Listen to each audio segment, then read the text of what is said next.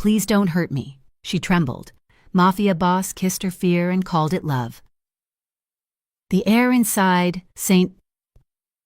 Ilara Medical Center always smelled the same, a sterile blend of antiseptic, floor wax, and the stale coffee that brewed endlessly in the break room.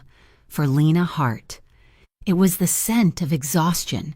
She pushed a heavy cart of soiled linens down the third-floor hallway, the wheels squeaking in a rhythm that matched the throbbing ache in her lower back. It was nearly 11 at night, and she was finishing her second double shift of the week at 27 years old. Lena felt like she had lived 3 lifetimes, none of them particularly easy. Her reflection in the darkened window of the nurse's station showed a pale face, dark circles bruising the skin under her eyes, and chestnut hair pulled back in a messy bun that was slowly unraveling. She looked tired. She felt older. She parked the cart and leaned against the wall for a moment, closing her eyes. Her father had been gone for 6 months now, but the silence he left behind in her life was still deafening. Along with the grief, he had left a mountain of medical bills that seemed to grow interest every time she blinked. Every extra shift went to the debt collectors or the rent for her apartment in the Shades, a neighborhood in Graybridge, where the streetlights flickered out years ago and never came back on. Lena did not have dreams of grandeur anymore. She just wanted to be invisible. If she kept her head down, worked hard, and paid her bills, maybe the world would forget to be cruel to her for a while. 10 minutes later, she clocked out. She changed from her scrubs into jeans and a thick gray hoodie. Pulling the hood up before she even stepped outside, Graybridge was weeping. A cold, relentless rain battered the pavement, turning the gutters into rushing streams of black water. Lena hunched her shoulders against the chill, clutching her canvas bag to her chest as she hurried toward the bus stop. The city was a sprawling beast of steel and shadow, and down here, away from the glittering high-rises of the financial district, it felt like the beast was waiting to swallow her whole. The bus ride was a blur of wet wool smells and tired faces. When Lena finally stepped off at her stop, the rain had intensified into a deluge. She was still 2 blocks from her apartment building. The street was deserted, the shops shuttered behind iron grates. The only light came from the neon sign of a liquor store down the block and the headlights of a car parked illegally near a fire hydrant. Lena slowed her pace. In this neighborhood, you learned to notice things that did not belong. The car was not just a car.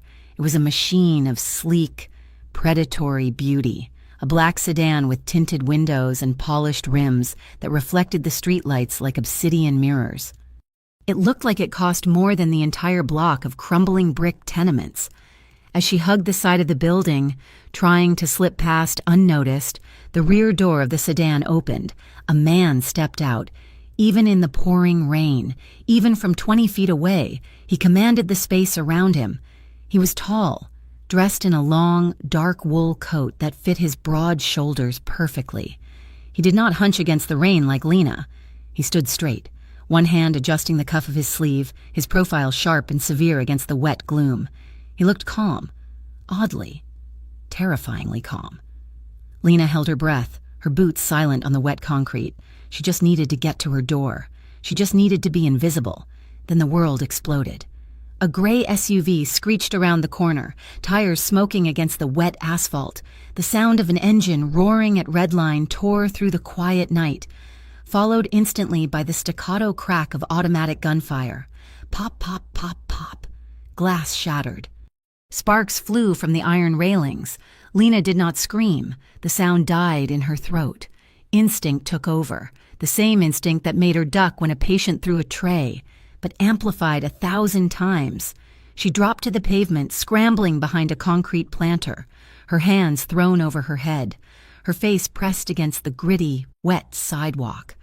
The noise was deafening. Bullets chewed up the brickwork above her head, sending dust raining down into her hair, through the gap in the planter. She saw the man in the dark coat. He had not run. He had not ducked. He had drawn a weapon from beneath his coat with fluid, practiced speed, returning fire at the speeding SUV, but he was out in the open. Lena saw the impact. It was subtle. just a jerk of his body, like a marionette having a string pulled too tight. He stumbled back, his hand going to his left side. The gun in his hand barked once more, shattering the rear window of the fleeing SUV. But then his legs gave out. He collapsed, sliding down against the rear tire of his sleek black car, hidden from the street but visible to her. The SUV roared away, taillights vanishing around the corner. The silence that followed was heavy, ringing in Lena's ears like a physical weight. She should run. Every survival instinct she possessed screamed at her to get up, run to her building, lock the triple deadbolts, and hide under her bed. This was not her world. This was gang violence, mob wars, the kind of thing that got innocent people killed just for witnessing it. But then she heard the sound, a wet, ragged intake of breath. Lena was a nurse's aide. She spent her days washing wounds, holding hands, and cleaning up the messes the human body made when it was failing. She knew the sound of someone dying. She looked at the man. He was slumped against the tire, one hand pressing hard against his side. Dark, thick blood was already seeping between his fingers, staining the pristine white shirt beneath his coat.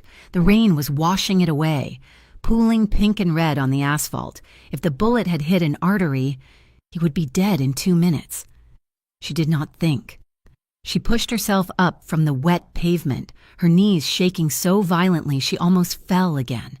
She crawled across the distance between them, ignoring the glass shards digging into her palms.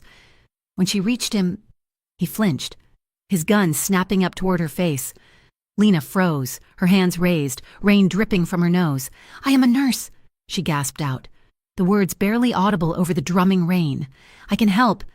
The man's eyes locked onto hers. They were dark, almost black in the shadows, but focused, glassy with pain. Yes, but there was no panic in them, just a cold, calculating assessment. He looked at her hands, then her face, and slowly lowered the weapon. "Pressure," she whispered to herself, scrambling closer. She pushed his coat open. The smell of copper and expensive cologne hit her. The wound was just above his hip, a jagged tear in the flesh. It was bleeding heavily, a dark, steady flow. Lena ripped the scarf from her neck, balled it up, and pressed it directly into the wound with both hands. The man hissed, his head knocking back against the tire, teeth grit tight. "I'm sorry," Lena stammered, leaning her entire body weight into her hands to stem the flow. "I have to apply pressure. You're losing too much blood." His hand came up, not to push her away, but to grip her shoulder.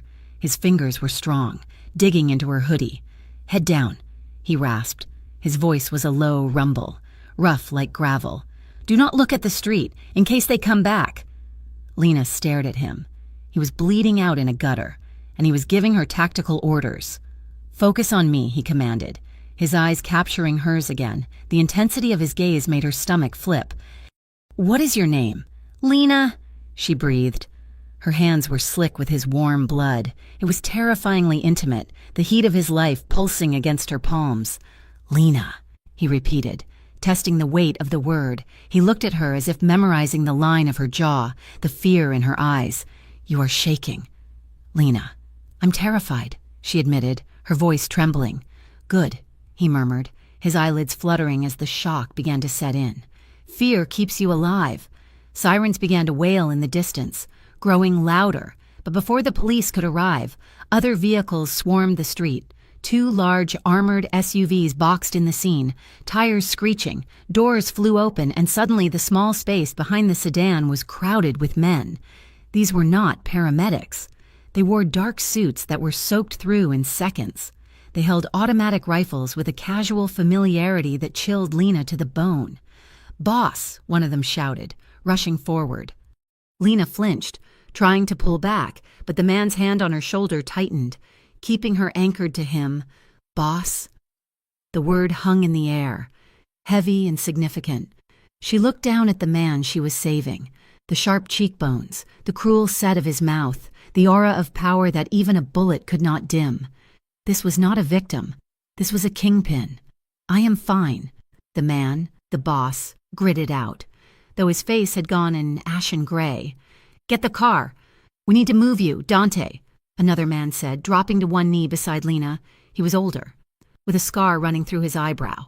He looked at Lena with cold, dead eyes. "Who is the girl?" "She stopped the bleeding," Dante said.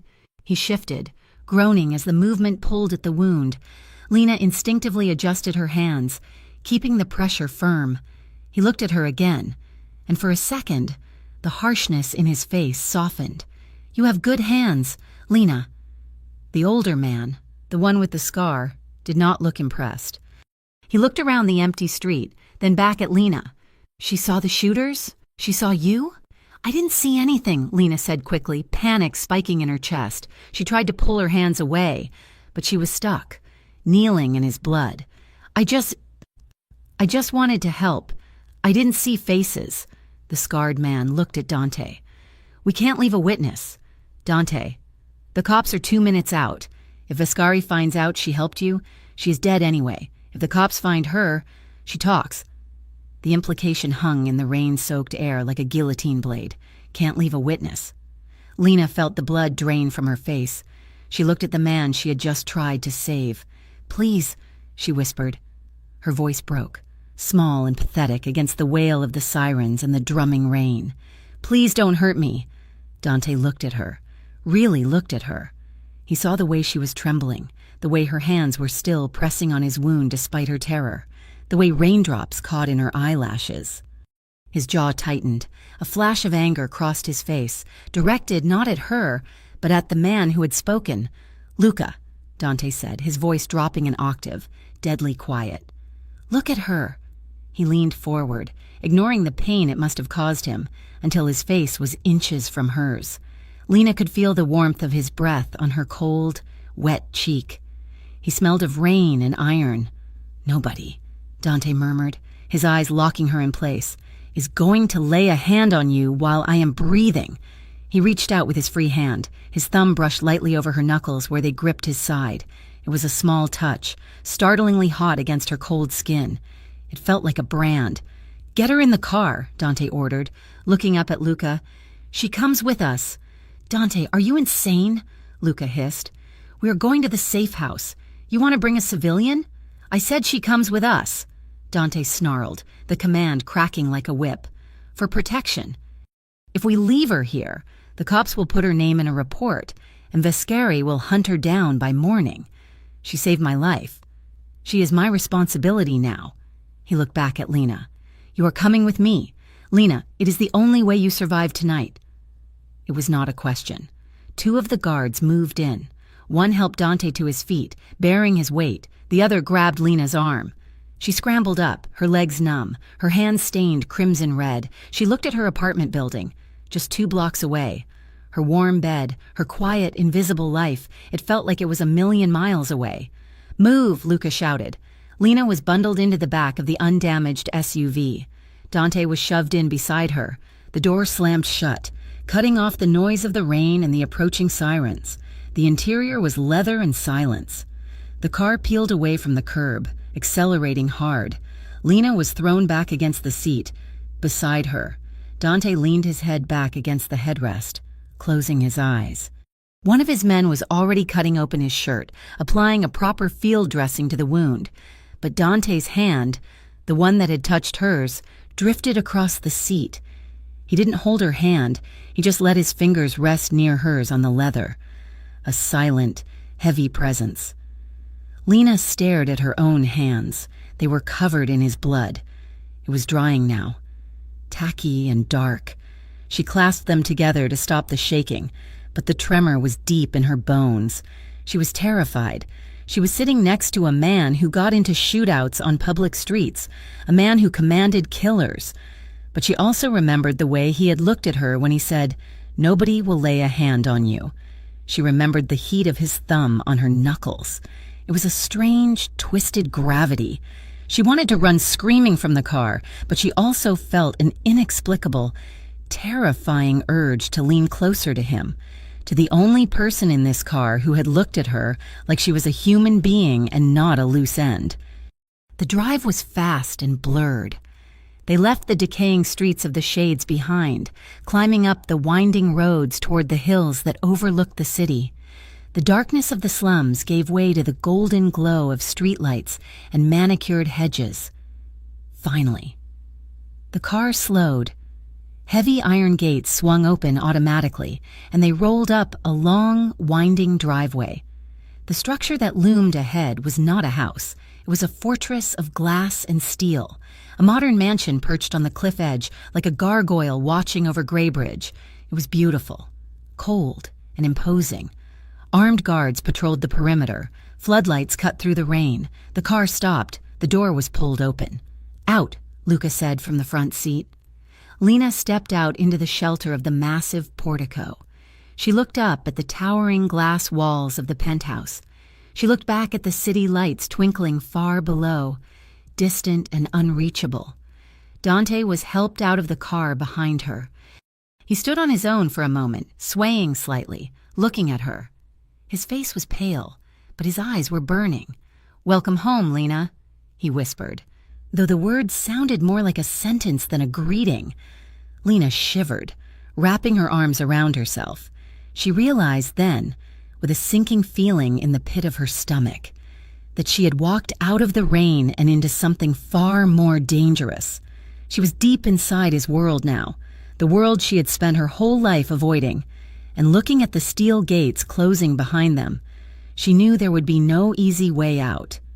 The elevator ride up to the penthouse was a silent ascent into a different stratosphere. Lena stood in the corner of the polished steel box, her arms wrapped tightly around her wet, blood-stained hoodie. The guard named Luca stood by the doors, his reflection in the metal looking distorted and grim. He did not look at her, but she could feel his disdain radiating off him like heat from a pavement in summer. When the doors slid open with a soft chime, Lena stepped out into a space that felt less like a home and more like a museum dedicated to cold, untouchable power. The main room was vast, an expanse of dark marble floors and white walls that seemed to stretch on forever. The entire far wall was floor-to-ceiling glass, offering a panoramic view of Greybridge, drowning in the storm below. The city lights were smeared by the rain lashing against the glass, turning the view into an impressionist painting of gold and black. Everything in the room whispered money. The furniture was low and modern, Italian leather in shades of charcoal and slate. There were sculptures on pedestals, twisted, abstract metal shapes that looked sharp enough to draw blood. It was beautiful, but it was devoid of life. There were no photographs, no throw blankets, no stack of mail on a table. It was sterile. Lena felt the invisible eyes of the household staff and guards on her.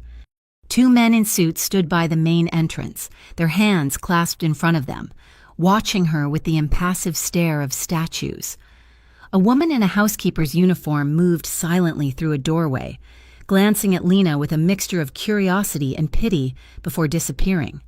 Lena felt like a stray dog that had been dragged into a wolf's den, out of place, unwanted, and acutely aware that she was the weakest thing in the room.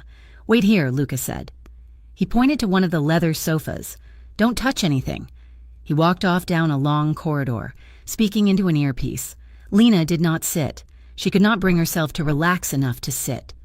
She stood in the center of the room, shivering as the adrenaline from the shooting began to fade, leaving behind a bone-deep cold.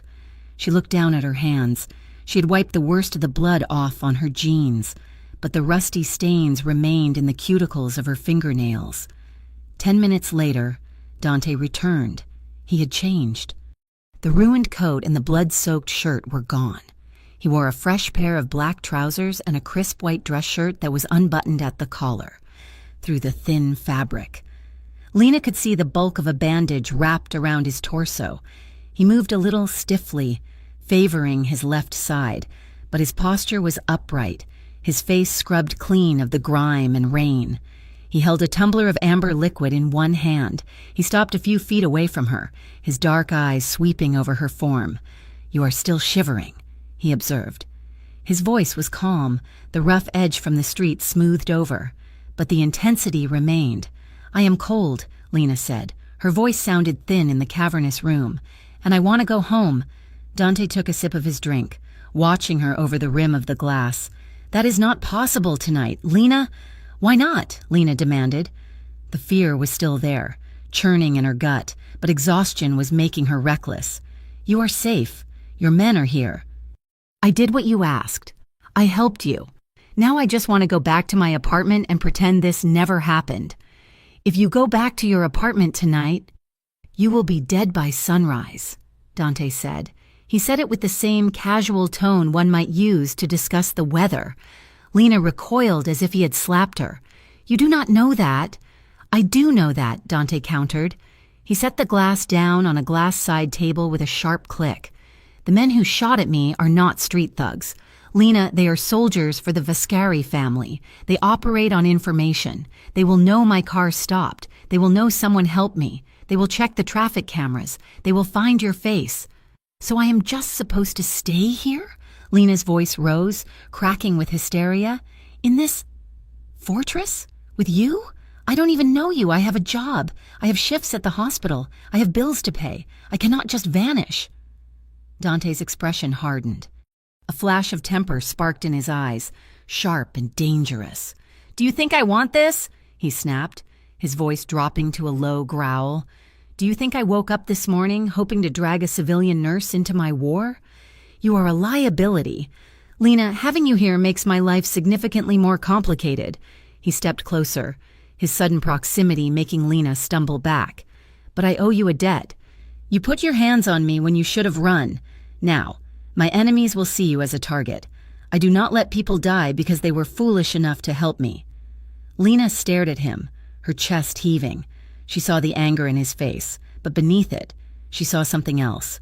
A tightness around his eyes, a tension in his jaw. It was fear, not fear of her, and not even fear for himself.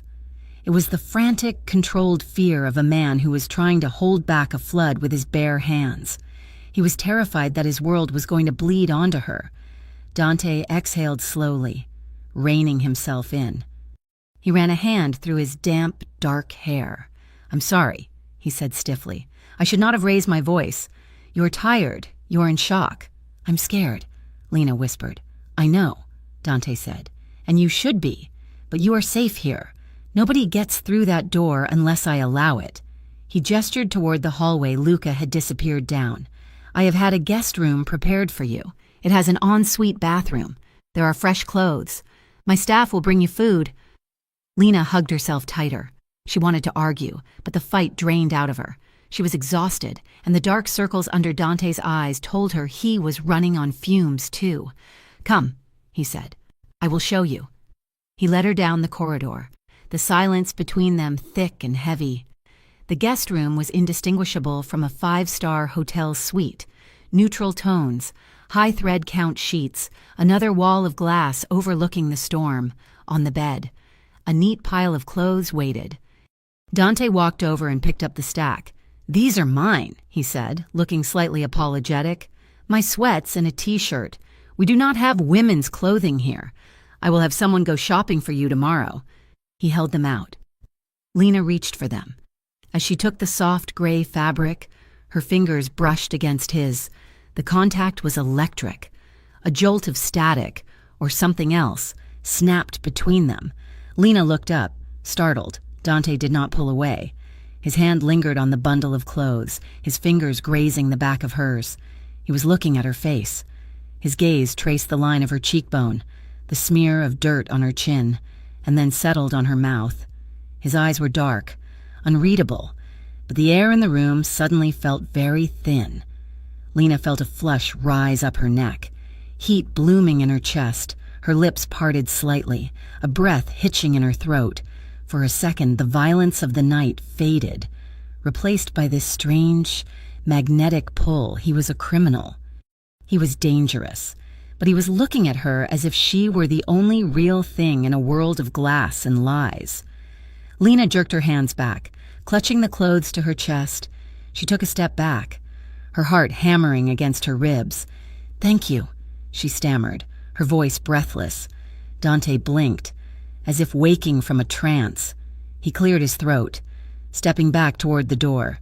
His mask of indifference slid back into place, but it looked thinner than before. "Lock the door from the inside," he said gruffly. "Sleep well, Lena." He closed the door, leaving her alone in the silence. Sleep did not come. The bed was softer than anything Lena had ever slept on, but her mind was a whirlwind of gunfire and dark eyes. Every time she closed her eyes, she saw Dante bleeding on the pavement. She tossed and turned for hours, listening to the rain hammer against the glass. Around 2 a.m, thirst drove her out of bed. The t-shirt Dante had given her was huge, hanging down to her mid-thighs, and the sweatpants were rolled 3 times at the waist to keep them from falling off. She looked ridiculous, and she felt small. She crept out of the room, looking for the kitchen. The penthouse was dim, lit only by low-level floor lights. As she passed the entrance to a study, she heard voices. Insanity. Dante. Absolute insanity. It was Luca. He sounded tired and angry. Vascari knows we are weak right now. The shipment at the docks was hit. The warehouse in the East End is compromised. And now they almost took you out on the street. We have a leak. A big one. I know, Dante's voice replied. It was lower, weary. I am handling it. Are you? Luca scoffed. Because it looks to me like you are playing house with a stray. The girl is a risk. If the mole finds out she is here, they will use her to get to you. Or worse, she is the plant. Did you think of that? Maybe she was waiting at that bus stop. Lena froze in the hallway, her bare feet pressing into the cold marble. She is not a plant. Luca, Dante said. The steel was back in his voice. She was terrified. I saw her eyes. You cannot fake that kind of fear. Everyone can be bought, Luca argued. We should cut her loose, give her some money, put her on a train to the other side of the country. If she talks, we deal with it then. No, Dante said. The word was a heavy stone dropping into a deep well. She stays. If we send her out there, Vascari kills her just to send a message to me. I will not have her blood on my ledger. She is off limits. Luca, do you understand me? Anyone who looks at her wrong answers to me. There was a silence. Then the sound of liquid being poured. You're getting soft, brother, Luca muttered. It is going to get you killed. Go home, Luca, Dante said. Get some sleep. Lena heard footsteps approaching the door. She gasped and tried to retreat back down the hall, but she wasn't fast enough. Dante stepped out of the study. He stopped dead when he saw her. He had shed the dress shirt. He was wearing a black tank top that left his arms and shoulders bare, revealing a tapestry of scars and tattoos ink dark against his skin. The bandage on his side was stark white against the black fabric. He didn't yell. He didn't look surprised. He just watched her with that unnerving stillness. Lena hugged her arms around her waist, feeling caught. I was looking for water. She lied poorly. Dante walked toward her. He moved silently, like a large cat. He stopped 2 feet away, looming over her in the dim corridor. The scent of whiskey and antiseptic clung to him. You were listening, he stated. I couldn't help it, Lena whispered. You were talking about me. I was, Dante agreed. He leaned down slightly, his face in the shadow. You should not be wandering around. Lena, this is not a safe place to explore. I heard what Luca said, she said, finding a spark of courage. He thinks I am a spy. Luca is paranoid. It is his job. And you? She asked, looking up at him. Do you think I'm a spy? Dante looked at her. He stepped closer, invading her personal space until she had to tilt her head back to meet his gaze. I can hear you breathing from across the room, he said softly. Your fear is loud. Lena, it vibrates in the air. A spy would be quieter. A spy would know how to hide her heartbeat. His words were harsh, analyzing her terror like it was data. But his hands stayed at his sides. He kept them balled into fists, the veins in his forearms prominent. Lena sensed, with a sudden jolt of intuition, that he was restraining himself. He wanted to reach out. He wanted to reassure her, or maybe shake her. She didn't know which. But he held himself back with a rigid discipline. Go back to your room, Siyi, he said, his voice rough. Before you hear something you cannot forget. Suddenly, the lights flickered. A boom of thunder shook the entire building, vibrating through the floorboards. The overhead recessed lights buzzed and died, plunging the hallway into total darkness. Lena gasped, instinctively reaching out. Her hand bumped into warm, solid skin, Dante's arm. It is the storm. Dante's voice came out of the dark, calm and steady. The backup generators will kick in within 10 seconds. Stay still." The seconds ticked by, but the lights did not come back. The only illumination came from the lightning flashing outside the massive windows in the living room at the end of the hall. "Come," Dante said. "The living room has light from the city." He did not take her hand, but he stayed close to her elbow, guiding her through the blackness until they emerged into the main space. The floor-to-ceiling windows were awash with rain, but the ambient glow of the city below provided a ghostly, blue-gray light. Dante walked to the window and looked out at the tempest. The wind was howling, slamming against the glass. "I hate storms," Lena admitted, hugging herself. "They make me feel like the world is ending." Dante looked at her reflection in the glass. "When I was a boy," he said quietly. "We lived in a house in the Narrows. The roof leaked. When it rained like this, the water would come down the walls. My mother used to tell us it was just the sky trying to wash the city clean." He paused. She was wrong, of course. The rain just washes the trash into the gutters. But I learned to sleep through the noise. It was a sliver of a crack in his armor, a memory of a broken house, and a mother who lied to protect him. Lena moved closer to him. In the pale light, his face looked weary, the lines of pain around his mouth visible.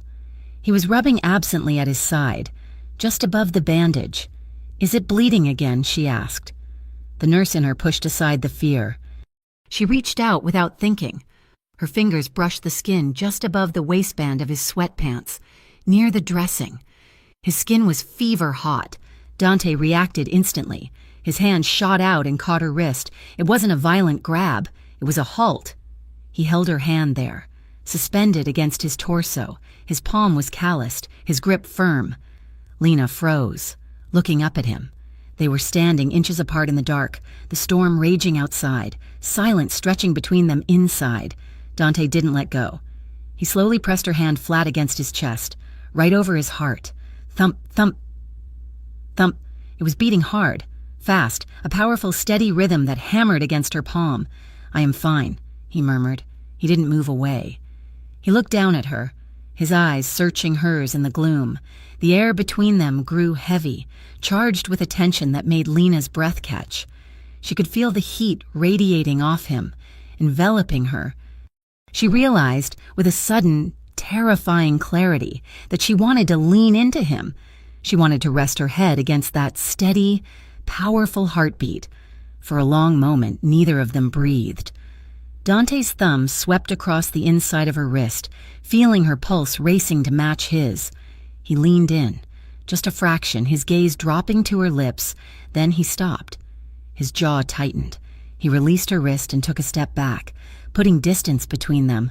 The loss of his warmth was immediate and jarring. "You should sleep," he said, his voice raspy. "I will have Luca check the breakers." He turned and walked away into the shadows of the penthouse, leaving her standing alone by the window. Lena went back to the guest room. She crawled into the massive bed and pulled the duvet up to her chin. She closed her eyes, but her hand still burned where he had held it. She pressed her palm against her own chest, trying to calm her racing heart. She lay there in the dark, listening to the rain, hating herself. She hated the situation. She hated the danger. But most of all, she hated the fact that for a few seconds, standing in the dark with a man who had killed people, the sound of his heartbeat had made her feel safer than she had felt in years. 3 days had passed since Lena had been brought to the penthouse, and the silence of the place was beginning to feel louder than the noise of the city below. The apartment was a gilded cage, beautiful and cold, suspended high above the grit of Greybridge. Lena spent her time ghosting through the rooms, trying to stay out of the way while simultaneously watching the man who held the keys to her confinement. She observed Dante from a distance, like a scientist studying a dangerous predator in captivity. She saw him pacing the length of the living room, phone pressed to his ear, switching fluently between English and Italian. She saw the way his staff moved around him, efficient, respectful, and terrified. He was a study in contradictions. On one call, she heard him authorize a ruthless takeover of a shipping lane, his voice devoid of mercy. 10 minutes later, she watched him ask the housekeeper, an elderly woman named Maria, about her grandson's fever with genuine concern, slipping an envelope of cash into her apron pocket when he thought Lena wasn't looking. He was a monster. He was a protector. Lena didn't know how to reconcile the two, and the confusion was keeping her awake at night. On the fourth morning, Dante found her sitting on the terrace, staring out at the skyline. He held a tablet in his hand. "I took the liberty of contacting St. Ilara," he said, extending the device toward her. Lena jumped, her heart hammering. "You did what? I told you I would call them." "You were going to call them and stutter through a lie," Dante said calmly. "I handled it. I spoke to your supervisor, Mrs. Gable. I explained that you have had a family emergency involving a probate issue in another state. You are on indefinite unpaid leave, but your position is secure." Lena took the tablet, staring at the screen. It was an email confirmation from HR. "Mrs. Gable is stricter than a drill sergeant," Lena muttered. "How did you get her to agree to this?" "I can be very persuasive," Dante replied, his face unreadable. "Also, the hospital received a generous anonymous donation this morning for their pediatric wing." Lena looked up at him, her mouth open. "You bribed my boss?" "I facilitated a solution," he corrected. "I also took care of your rent for the next 6 months. Your landlord was happy to receive the cash in advance. He won't be asking questions about your absence." Anger flared in Lena's chest, hot and sharp. "You had no right," she snapped, standing up. "That is my life. Dante, my apartment, my job. You are erasing me." "I am preserving you," he countered, his voice hard. "If you disappear without explanation, people start looking. If you miss rent, the landlord enters your apartment. We need things to look normal on paper so that nobody comes sniffing around while you're here. I hate this," she said, her hands balling into fists. "I hate that you can just snap your fingers and rewrite my life." "I know," Dante said. He looked tired, the shadows under his eyes stark in the morning light.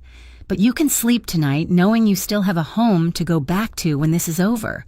That is more than most people in my world get." He turned and walked back inside, leaving Lena alone with the tablet. She wanted to throw it off the balcony.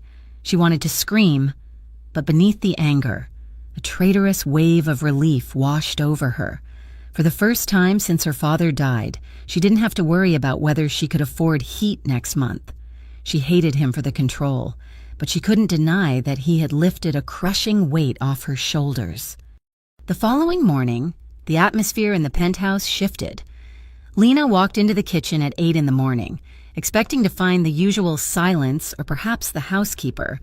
Instead, she found Dante Corvino, the feared head of the Corvino group, staring murderously at a frying pan. Smoke was rising from the stove. The smell of burnt butter and charred protein filled the air. Dante was wearing sweatpants and a black t-shirt, his hair damp from a shower, looking thoroughly defeated by a carton of eggs. "Damn it," he hissed, poking at the black, congealed mess in the pan with a spatula. "Unbelievable." Lena stood in the doorway, blinking. The scene was so absurd, so completely at odds with the man who ordered hits on rival gangs, that a laugh bubbled up in her throat before she could stop it. Dante spun around, spatula raised like a weapon. When he saw it was her, his shoulders slumped. "Do not say a word." "I wasn't going to," Lena said, walking into the room, a smile tugging at the corners of her mouth. "But I think the eggs are already dead. Dante, you don't have to kill them again." He scowled, tossing the spatula onto the counter. "Maria is off today. I thought I could handle breakfast. Apparently, I was wrong." "You are burning the butter," Lena noted, stepping up beside him. She reached out and turned the gas dial off. "High heat is for searing steak, not scrambling eggs. I lack patience," Dante muttered, crossing his arms over his chest. He looked like a petulant child, which was disarming and strangely charming.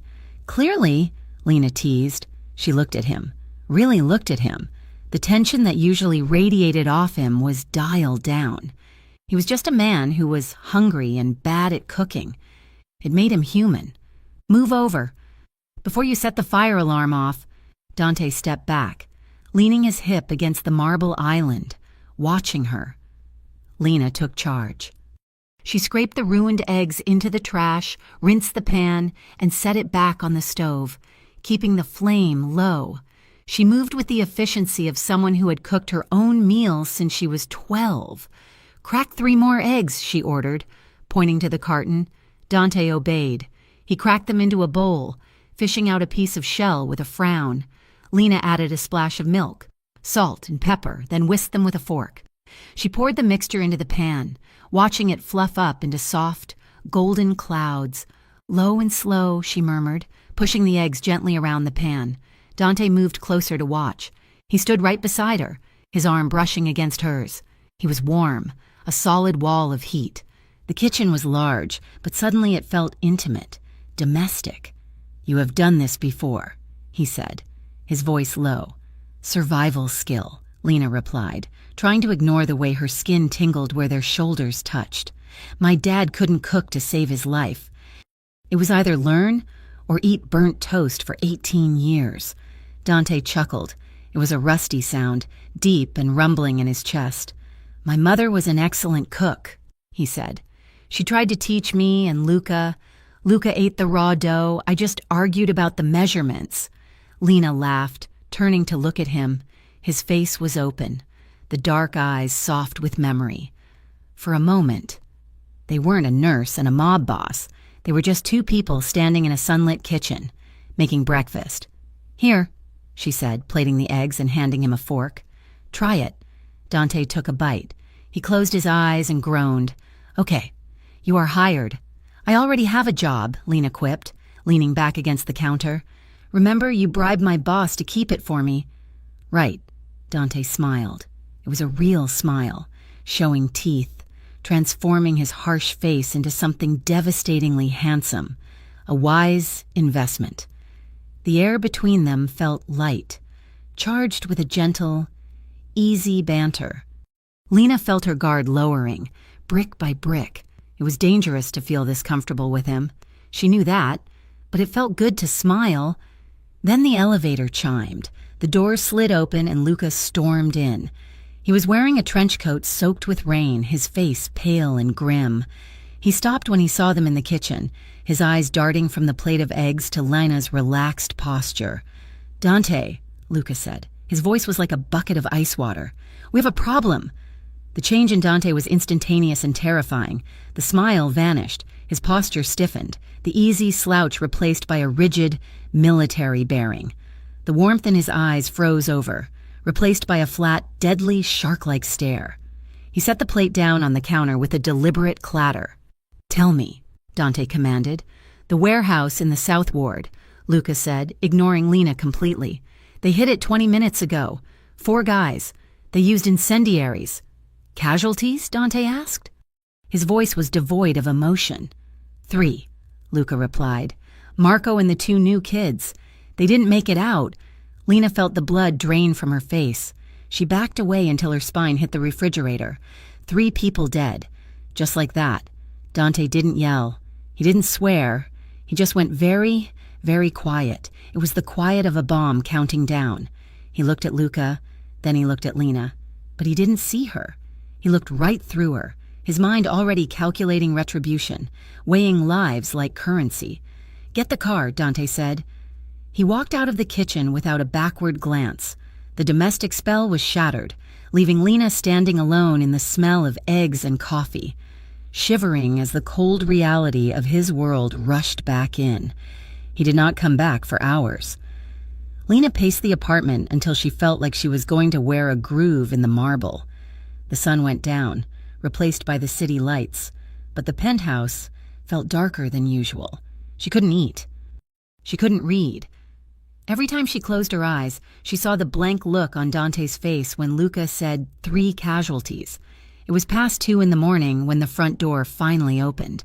Lena was sitting on the sofa in the dark. She stood up as Dante walked in. He looked wrecked. His suit jacket was gone. His white dress shirt was unbuttoned halfway down his chest, sleeves rolled up.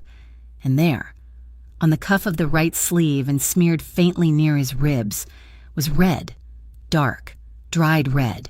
He stopped when he saw her. The exhaustion radiated off him in waves. He didn't say anything, just looked at her with eyes that looked 1,000 years old. "You are late," Lena whispered. It was a stupid thing to say, but her throat was tight. "Go to bed, Lena," Dante rasped. He walked past her toward the hallway leading to his room. "Did you kill him?" The question hung in the air, sharp and accusing. Dante stopped. He turned slowly to face her. "What did you say?" Lena walked toward him. Her legs were shaking, but anger was propelling her forward. Anger and fear and the confusing, twisting knot of feelings she had been wrestling with all day. "The people who attacked your warehouse," Lena said, her voice rising. "Did you find them? Did you kill them?" Dante's jaw worked. "I did what was necessary." "That is not an answer," Lena shouted. She closed the distance between them, ignoring the warning bells in her head. "You stood in the kitchen this morning and made jokes. You laughed, and then you walked out the door and did what? Wash the blood off your hands before you came home?" "Do not push me tonight, Lena," Dante warned. His voice was a low growl. "I am not in the mood." "I don't care about your mood," Lena cried. She reached out and shoved his chest. It was like shoving a brick wall. He didn't budge. "You dragged me into this. You locked me in this tower, and you expect me to just sit here and wait while you go out and slaughter people. I am a nurse. Dante, I save lives. I don't take them." She shoved him again. Tell me who you are," Dante snapped. He stepped in, closing the space between them in a blur of motion. He didn't strike her, but his presence was overwhelming. He backed her up until her shoulders hit the wall of the hallway. He loomed over her, breathing hard, his eyes burning with a chaotic mix of rage and desperation. "You want to know who I am?" he hissed, leaning down until their faces were inches apart. "I am the man who keeps the wolves away from the door. I am the man who does the ugly things so that people like you can sleep at night and pretend the world is clean." "I never asked you to," Lena shot back, tears stinging her eyes. "I didn't have a choice," Dante roared, his control fraying. "And neither did you. That is why I kept you away. That is why I didn't want you here. Because looking at you makes me remember everything I have lost. Because you are soft and you are good and you have no business being anywhere near a man like me." The silence that followed his shout was deafening. They were breathing heavily, chests heaving, locked in a stare that was equal parts hostility and something much more dangerous. Lena looked at him. She saw the blood on his shirt. She saw the violence in his hands, but she also saw the torture in his eyes. He hated himself. He hated what he had to be. The anger drained out of her, leaving her hollow and trembling. "I am terrified," she whispered. The fight left her body, her shoulders sagging against the wall. "I am terrified of you. I am terrified of the guns. I wake up every morning wondering if it is the day I die." She looked up at him, tears spilling over her lashes. "Please don't hurt me." The words hit Dante like a physical blow. The rage in his face shattered. He let out a ragged breath. His hands, which had been clenched at his sides, slowly uncurled. He moved them up, not to grab her, but to cup her face. His palms were rough, calloused, but his touch was agonizingly gentle. His thumbs brushed away the tears on her cheeks. "Lena," he breathed. It was a plea, a prayer. He leaned in. He moved slowly, giving her every second in the world to push him away, to scream, to run. He tilted his head, his dark eyes locking onto her lips. Lena didn't run. She couldn't. The pull was too strong. The fear was there, yes, but beneath it was a fire that had been smoldering since that first night in the rain. She wanted to know. She wanted to feel. She stayed still. Dante closed the gap. His lips brushed hers, a feather-light touch, a question. Lena let out a shaky sigh, her eyes fluttering shut. Then he kissed her. It wasn't rough. It wasn't the kiss of a man who took what he wanted. It was slow, deep, and devastatingly intense. His lips moved over hers with a hunger he had been suppressing for days, tasting her, claiming her. Lena felt her knees go weak. She made a small sound in her throat, a whimper of surrender. Dante groaned low in his chest. His hand slid from her face to the back of her neck, his fingers threading into her hair, holding her head to angle her mouth better against his. The kiss deepened, turning urgent. It was a collision of two different worlds. He tasted of whiskey and danger. She tasted of tears and soap. Lena's hands came up, clutching the front of his shirt, fisting in the fabric. She pulled him closer, her body melting against the hardness of his chest. For a moment there was no war, no Vescari, no blood. There was just the heat of his mouth, the scratch of his stubble against her chin, and the desperate, consuming need to be close to him. He kissed her like she was the only air in the room, and he was drowning. Dante pulled back, just an inch. His forehead rested against hers. His breathing was ragged, his heart pounding so hard against her chest she could feel the rhythm of it through his ribs. "I will never hurt you," he whispered. His voice was rough, wrecked. "I will burn this whole city to the ground before I let anyone hurt you, even me." Lena kept her eyes closed, trembling in his arms. She touched his chest, her hand resting over his racing heart. "I don't know how to do this," she admitted softly. "I don't know how to be near you without being afraid." Dante pulled back enough to look at her.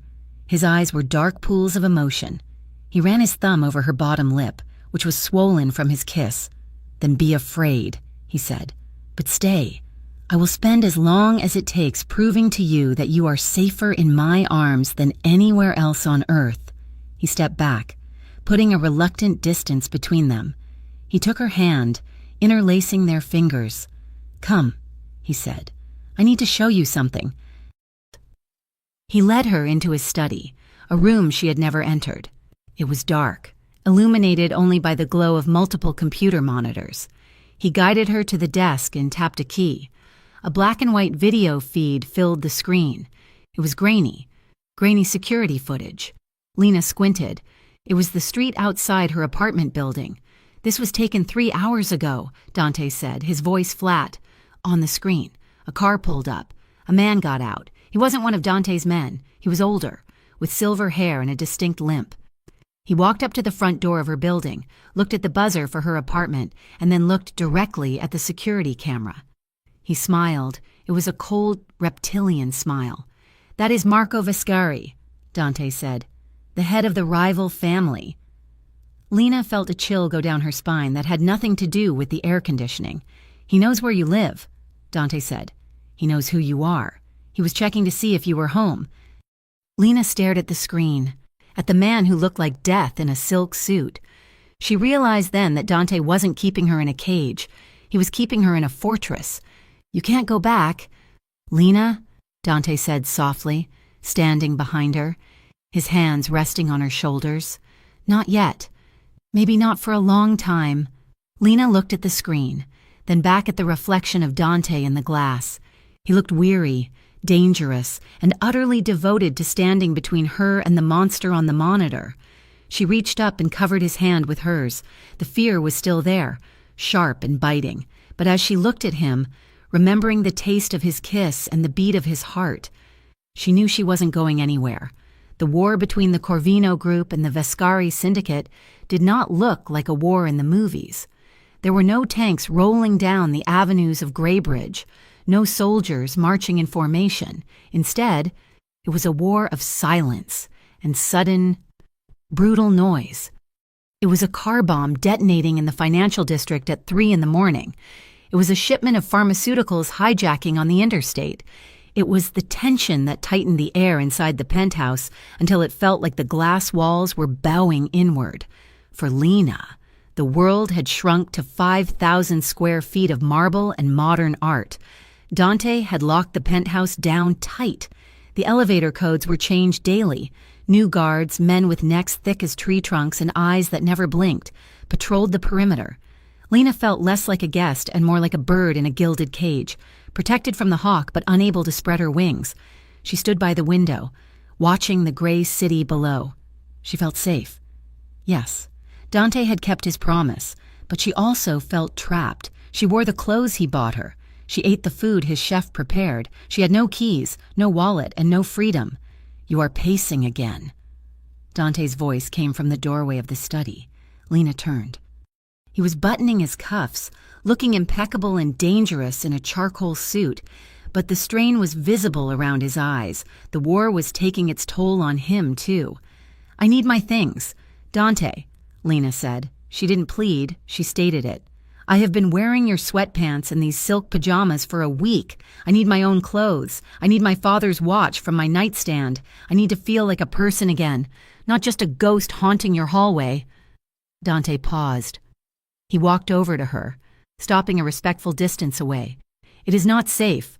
Lena, the streets are volatile." "I'm going stir crazy," she insisted. "Please, just for 20 minutes, I will pack a bag and we can come right back." Dante studied her face. He saw the defiance there, but also the fragility. He knew he was asking a lot of her, demanding she exist in a vacuum. "Fine," he said abruptly, "but we go heavy. 4 cars, you wear a vest, and we are in and out in 10 minutes. The drive to the Shades was a military operation. Lena sat in the back of the armored SUV next to Dante. He was tense, his hand resting on his thigh, fingers tapping a silent rhythm. He scanned every intersection, every rooftop. When they pulled up to her apartment building, the street looked the same as always. Cracked pavement, overflowing dumpsters, but the air felt different. It felt watched. "Stay close to me," Dante ordered as the guards formed a perimeter around the entrance. They moved quickly up the 2 flights of stairs. The hallway smelled of old cabbage and damp carpet. Lena's heart was pounding in her throat. She reached for her keys, but Dante stopped her. He nodded to Luca, who was at point. Luca pushed the door. It swung open with a creak. The lock had been busted. Lena stepped inside, and her breath hitched in a strangled gasp. Her sanctuary, her small, quiet life, had been obliterated.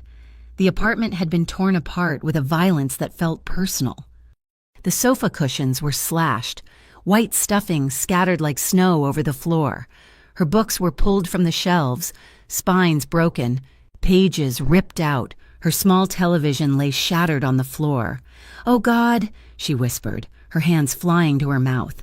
She stepped over a pile of her clothes that had been dumped from the drawers and trampled on. She walked toward her bedroom, dread pooling in her stomach. The bedroom was worse. The mattress was overturned. The small wooden box where she kept her jewelry, cheap things, mostly, except for her father's watch, was smashed. But it was the door to the closet that made her blood freeze. Carved into the wood, deep and jagged, were words that looked like they had been gouged with a hunting knife. "See you soon." The threat was visceral. It wasn't a warning. It was a promise. Lena's knees simply gave up. The strength left her legs as the horror of it crashed down on her. She wasn't just a witness anymore. She was prey. She didn't hit the floor. Dante was there.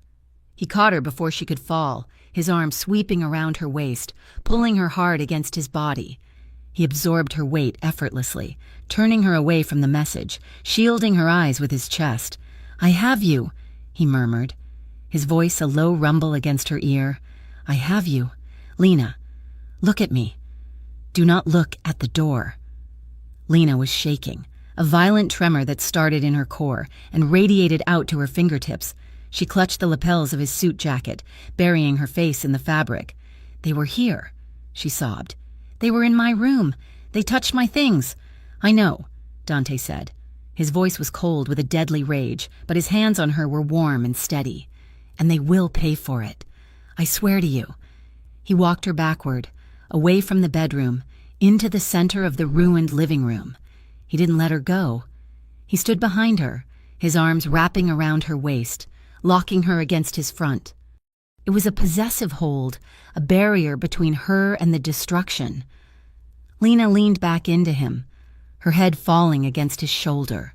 She stared at the wreckage of her life, the photos of her parents torn in half, her nursing scrubs shredded. It was all gone. The only thing that felt solid in the entire world was the man holding her. "I'm sorry," Dante whispered. His breath stirred the hair at her temple. "I'm so sorry I brought this to your door." He turned his head, his lips brushing the side of her temple. It was a barely there touch, a ghost of a kiss, but it sent a shiver down her spine that had nothing to do with fear. It was an apology and a vow all at once. "We have to go," Lucas said from the doorway, his gun drawn, checking the hallway. "We have been here too long." Dante nodded. He tightened his grip on Lena for 1 second, a squeeze of reassurance, before turning her around to face him. "Did you find the watch?" he asked. Lena shook her head, tears streaming down her face. "It is gone. They took it." Dante's jaw set. "Then I will get it back." The return to the penthouse was silent. Lena didn't cry in the car. She sat staring out the window, her hand resting on the seat between her and Dante.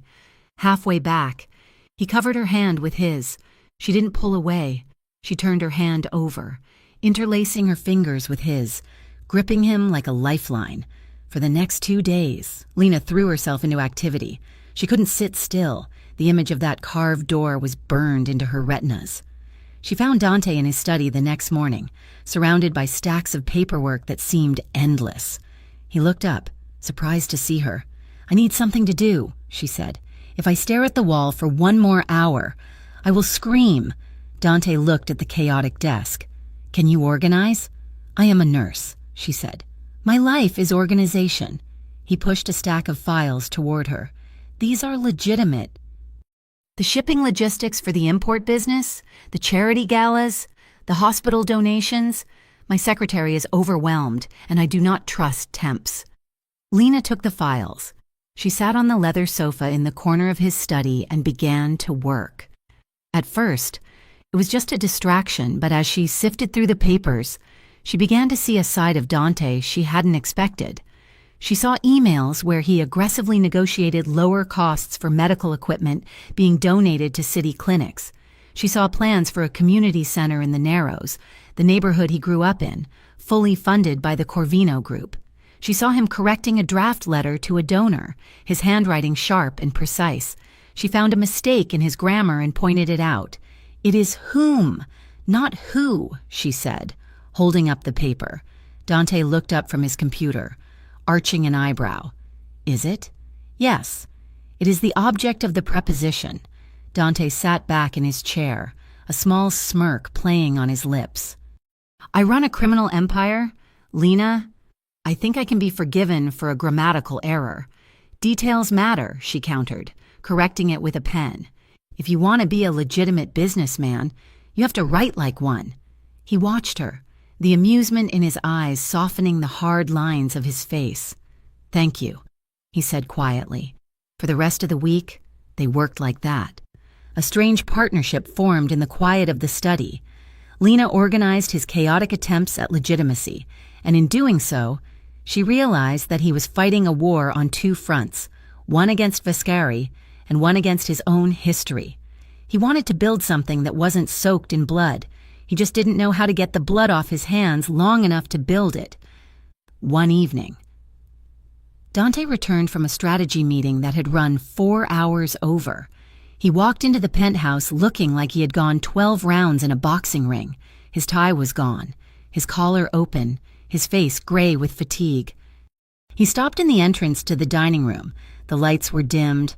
Soft jazz, something slow and melancholy, was playing from the speakers. The table was set for 2. Lena walked in from the kitchen carrying a large serving bowl. The smell of roasted garlic, tomatoes, and basil filled the room. "I cooked," she said, feeling suddenly shy. "I found some pasta in the pantry. And wine." Dante looked at the table. He looked at her. The tension in his shoulders dropped as if someone had cut a wire. "You didn't have to," he said, walking toward her. "I wanted to," she replied. "You look like you need it." They ate in a comfortable silence that slowly turned into conversation. The wine, a rich, dark red, loosened the knots in their chests. "Tell me about your father," Dante asked after a while, twirling his glass. Lena smiled sadly. "He was a quiet man. He worked at the post office for 30 years. He loved old Western movies and crossword puzzles. He taught me that being kind was more important than being right." She looked at Dante. "He would have been terrified of you. He would have been smart," Dante said dryly. "And you?" Lena asked. "What was little Dante like?" Dante laughed, a short, sharp sound. "There was no little Dante. There was just Dante who was too big for his shoes and too angry for his own good. My father was not a kind man. He taught me that being right didn't matter, only being strong. He was wrong, Lena said softly. Dante looked at her across the candlelight. The shadows played across his face, hiding the scars but highlighting the intensity of his gaze. Maybe, he murmured, but his lessons kept me alive. But are you living? Lena asked. Or are you just surviving? The question hung in the air. Dante didn't answer. Instead, he reached across the table. His hand, large and warm, slid over hers. His thumb traced the knuckles he had touched that first night in the rain. I am learning the difference, he said. His voice low and thick. He stood up. He didn't let go of her hand. Come here, he said. Lena stood. Dante drew her around the table until she was standing in front of him. The music swelled, a saxophone crying out in the dimly lit room. Dance with me, he said. It wasn't a command. It was an invitation. Lena stepped into his space. Dante took her right hand in his left, holding it up. His other hand settled firmly on the small of her back, pulling her flush against him. They began to sway. It was a slow, rhythmic movement, barely moving their feet, their bodies pressed together, hip to hip, chest to chest. Lena rested her cheek against the solid wall of his chest. She could hear his heart beating beneath the silk of his shirt, steady, strong, a drumbeat just for her.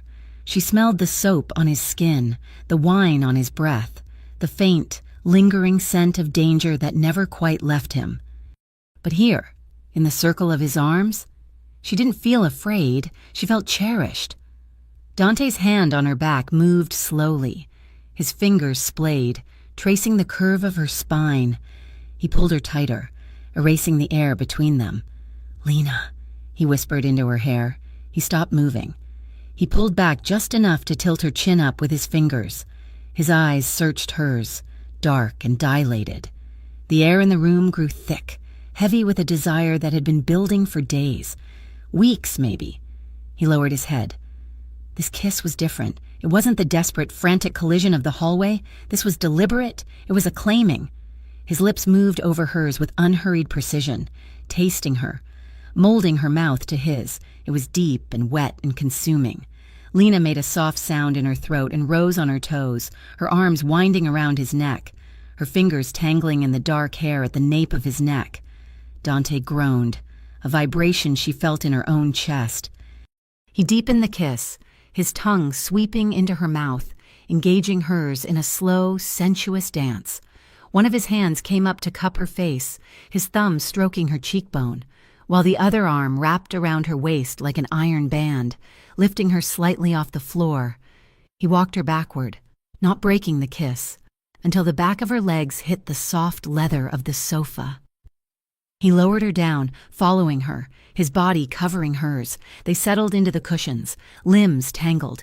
Dante hovered over her, his weight supported on his forearms so he wouldn't crush her, but his hips were pressed firmly against hers. Lena could feel the hardness of him, the undeniable proof of his desire, and a jolt of heat shot through her belly. He kissed her jaw, her neck, the sensitive spot behind her ear. Lena arched into him, her hands roaming over his back, feeling the muscles bunch and shift under his shirt. Dante, she breathed, his name a sigh on her lips. He pulled back, his face inches from hers. His eyes were burning, raw with want. His hand moved down from her waist, sliding over the curve of her hip, resting on her thigh. He squeezed gently, his thumb rubbing circles against the denim of her jeans. He didn't move further. He paused, waiting, checking.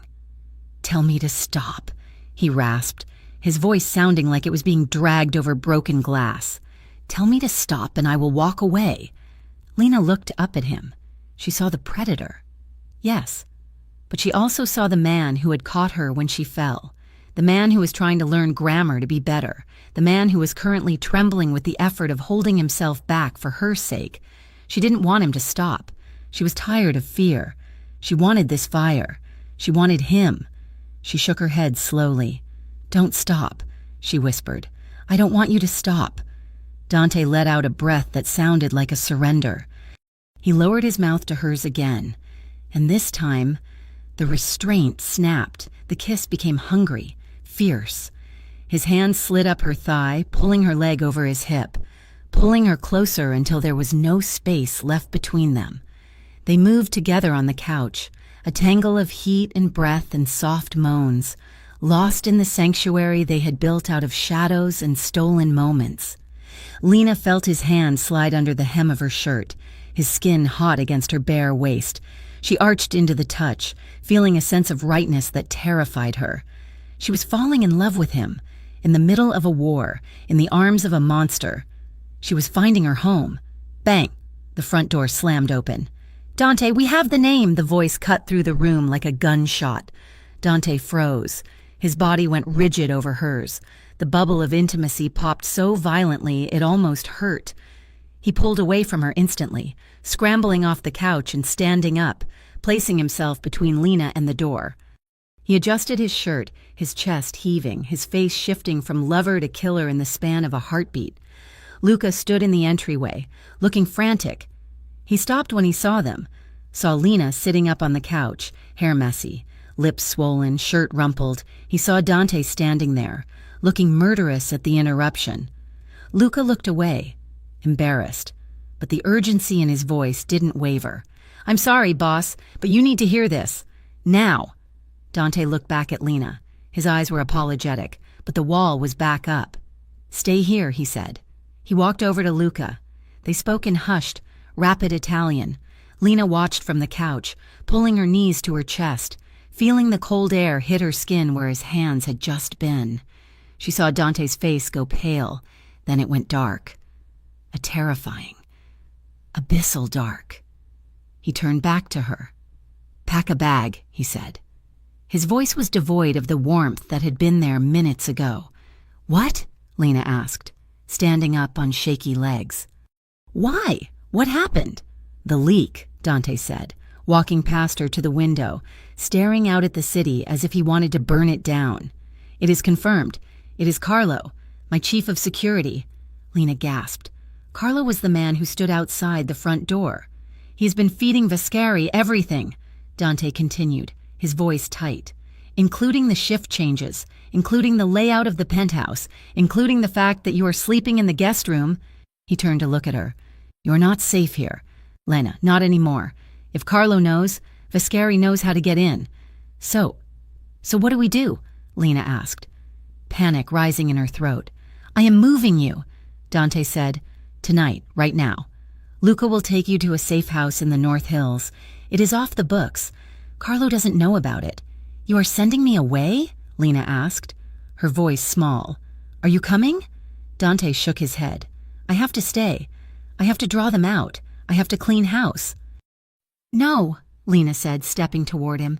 "No, Dante, please, do not send me away. We just... "That is exactly why you have to go," Dante shouted. The outburst startled her. He looked at her, his eyes agonized. "Because I cannot think straight when you are here. Because if they come through that door and you are in the room, I will hesitate. And if I hesitate, we both die." He grabbed her shoulders, his grip bruising. "I need you safe, and the only way I can ensure that is if you are nowhere near me." "Luca," he barked over his shoulder, "get the car. Take the back exit." Lena felt the tears prick her eyes again, but this time they were hot tears of betrayal. 10 minutes ago, she'd been in his arms, choosing him, trusting him. Now he was packaging her up and shipping her off like a piece of contraband. "Go," Dante whispered, giving her a small push toward the hall. "Please, Lena, go." She looked at him one last time. She saw the resolve in his face. Ironclad and impenetrable, the man who had danced with her was gone. The boss was back. Lena turned and ran to the guest room to pack, the taste of his kiss still on her lips, turning bitter like ash. She had opened the door to her heart, and he had slammed it shut in her face to save her life. And she hated him for it almost as much as she loved him. The safe house was a single-story bungalow tucked away in the North Hills, a quiet, leafy suburb where people walked golden retrievers and complained about homeowner association fees. It was the last place anyone would look for a man like Dante Corvino, which was exactly the point. But to Lena, It felt less like a sanctuary and more like a tomb. The windows were fitted with shatterproof glass that distorted the sunlight. The doors were reinforced with steel cores. 2 guards sat in a nondescript sedan down the street, and another 2 were stationed in the kitchen, playing cards in silence. Lena had been there for 4 days. 4 days of staring at beige walls. 4 days of flinching every time a car door slammed outside. 4 days of missing the man who had sent her away. She felt isolated, cut off from the world and from the only person who made the danger make sense. Dante called when he could, his voice tinny and exhausted over the encrypted burner phone he had left her, but the calls were short. He spoke in code, asking if she was eating, if she was sleeping. He never answered her questions about the war he was fighting. On the 5th evening, the rain returned. It lashed against the bungalow, drowning out the suburban silence. Lena was sitting on the floor of the living room, hugging her knees, when the front door unlocked. The guards in the kitchen stood up instantly. Hands on their weapons, Dante walked in. He looked like a ghost. His face was gaunt, the cheekbones sharp enough to cut. There were dark bruises under his eyes that spoke of sleepless nights, and a fresh cut healing on his jawline. He was soaking wet, his black coat heavy with water. He nodded to the guards, dismissing them. They filed out the back door to the garage, leaving the 2 of them alone in the quiet hum of the house. Dante stood by the door, dripping onto the welcome mat. He looked at Lena with a hunger that made her breath catch, but he didn't move toward her. He stayed rooted to the spot, as if he were too dirty to step further into the clean, beige room. "You look terrible," Lena whispered. "Standing up?" "I have been better," Dante admitted. His voice was a wreck, raspy and deep. "I wanted to see you. I only have an hour." "An hour?" Lena let out a bitter laugh. "I have been sitting here for 96 hours. Dante, waiting, wondering if you were dead. And you give me an hour?" "It is not safe for me to be here," he said, unbuttoning his coat with stiff fingers. "If I stay too long, I lead them to you. Then why come at all?" Lena demanded. The anger that had been simmering for days boiled over. She walked toward him, stopping just out of reach. "Why keep me here? Why keep me alive if this is the life I have to live? Just a secret you stash away in a box while you go out and bleed?" Dante flinched. "I am keeping you alive. Lena, that is the job." "I don't want to be a job," she shouted. "I don't want to be a liability or a weakness or a loose end. I want to know if there is any future where I am not just something you have to protect. Is this it, Dante? Is this us? You fighting for your life, and me waiting in a room for a phone call that might never come?" "I don't know," Dante roared back. The volume of his voice shook the small room. He ripped his coat off and threw it on the floor, breathing hard. He ran a hand through his wet hair, gripping the strands as if he wanted to tear them out. "I don't know. Lena," he said, his voice dropping to a tortured whisper. "I'm trying to find a way out, but every time I try to climb out of the pit, they pull me back in. And now I have you. And you are the only thing." He stopped, choking on the words. "The only thing what?" Lena pressed. Stepping closer, Dante looked at her. His eyes were raw, stripped of all their usual defenses. "You're my greatest vulnerability," he confessed. "Vescari knows it, my men know it, but you are also the only thing that makes me want to survive this. Before you, I didn't care if I took a bullet. Now? Now I am terrified of dying because it means I don't get to come back to you." The admission hung in the air, heavy and fragile. Lena's anger dissolved, replaced by an ache so profound it brought tears to her eyes. She saw the man beneath the monster, the man who was desperately trying to keep his head above water for her sake. "Dante," she breathed. She closed the distance between them. She didn't hug him. She took his hand and led him silently down the hall to the small, sterile bedroom. He sat on the edge of the mattress, his shoulders slumped, his head dropping into his hands. He looked defeated. Lena stood between his spread knees. She placed her palms on his shoulders, feeling the tension radiating off him like heat. "Look at me," she whispered. Dante looked up. His eyes were dark pools of pain and longing. "I'm not going anywhere," she said. "I'm not just waiting. I am choosing this. I am choosing you." Dante let out a ragged sound, half groan, half sob. He reached out and grabbed her waist, his large hands spanning her hips. He pulled her forward, burying his face in her stomach, holding her tight. Lena wrapped her arms around his head, stroking his wet hair, feeling him shudder against her. After a long moment, he pulled back. He looked at her with a fierce, burning intensity. He tugged at her hips, a silent request. Lena understood. She climbed into his lap, straddling his thighs, her knees pressing into the mattress on either side of him. She wrapped her arms around his neck, bringing their faces level. Dante stared at her as if she were a miracle. "I missed you," he rasped. "God, I missed you." He leaned in, and their lips met. It wasn't like the first kiss in the hallway, or the second in the dining room. This was desperate. It was aching.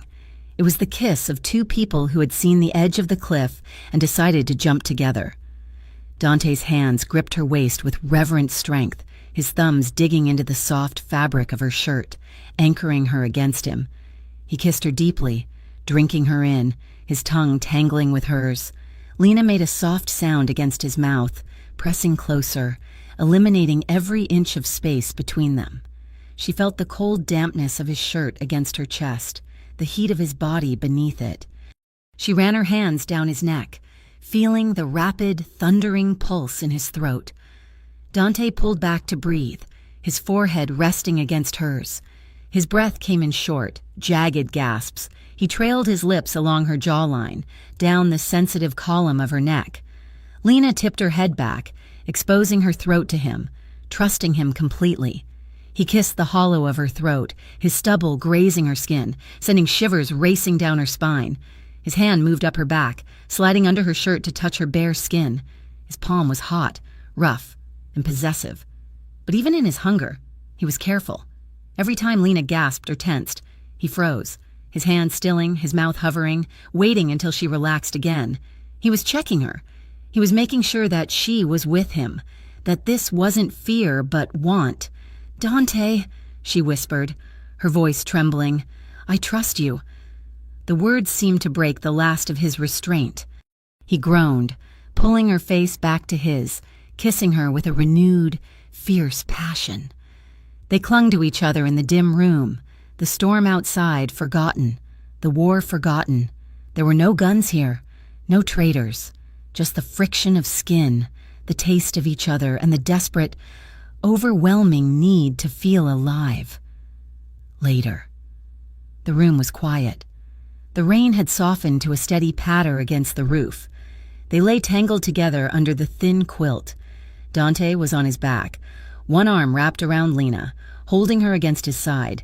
She rested her head on his shoulder, her hand flat against his chest, feeling his heartbeat slow to a steady rhythm.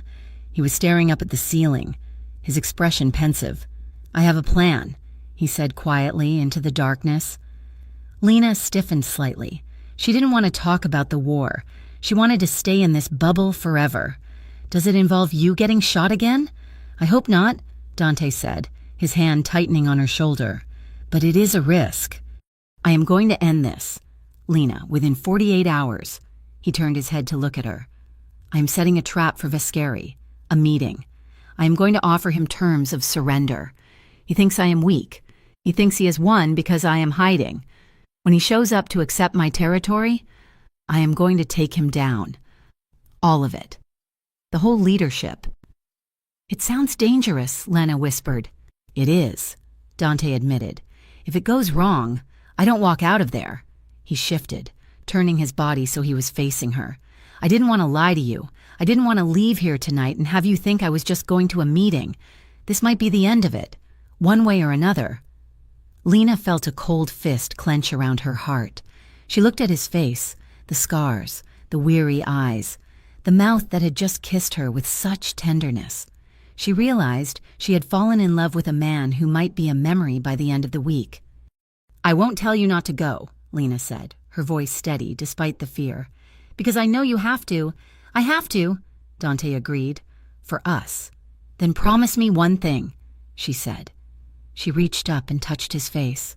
"Promise me you will fight like hell to come back." "I promise," he vowed. "I would rather have this," Lena said, her voice breaking. "I would rather love you fully and risk the pain of losing you than live half alive, safe and alone. I am in this, Dante, all the way." Dante looked at her, stunned by her strength. He reached out and tucked a loose strand of hair behind her ear. He leaned forward and kissed her forehead, a long, lingering press of his lips that felt like a benediction. "You are braver than I am, Lena Hart," he murmured. He left an hour later. Lena stood at the window and watched his car disappear into the rain, feeling a sense of foreboding she couldn't shake. The next day passed in a blur of anxiety. Dante had left the burner phone with her. Around noon, he called. He didn't speak to her directly. He seemed to be talking to someone else in the room with him, perhaps unknowingly leaving the line open, or perhaps wanting her to hear. "The meeting is set." Dante's voice came through the speaker, cold and professional. "Midnight, the old textile factory in the industrial district.